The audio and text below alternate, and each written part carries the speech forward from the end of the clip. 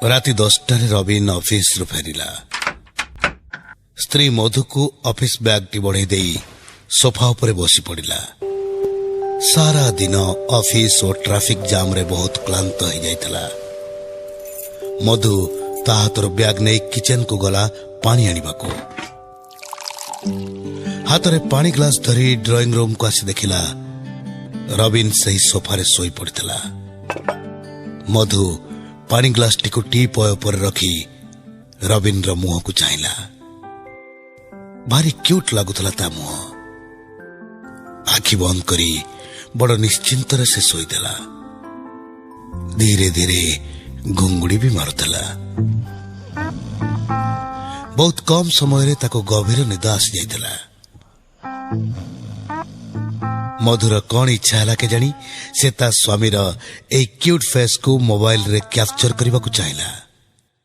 धाई जाई मोबाइल आनी ता मुह पाखरे निज मुह को रखी फ्रंट कैमरा रे गोटे सेल्फी क्लिक कला। आउ से सेल्फी को जते बेले से देखिला भय रे सिहरी उठिला मधु।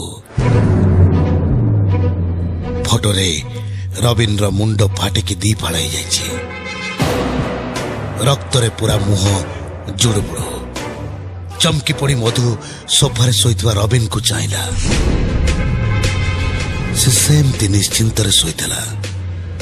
मधु पुणी थरे आ गोटे सेल्फी नेला। सही एका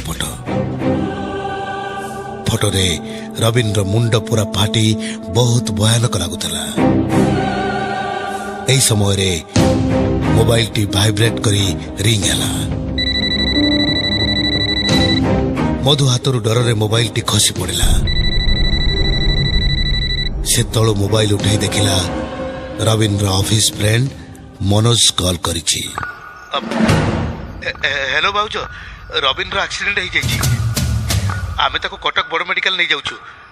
तम पाखक मु गाड़ी पठैछि। तमे जल्दी आसिक पहुंच। रखुछि। सेपटु फोन कटि जाइतला। मधु भयर थरी सोफा को चाहि देखिला। सेठी केही भी नथिले।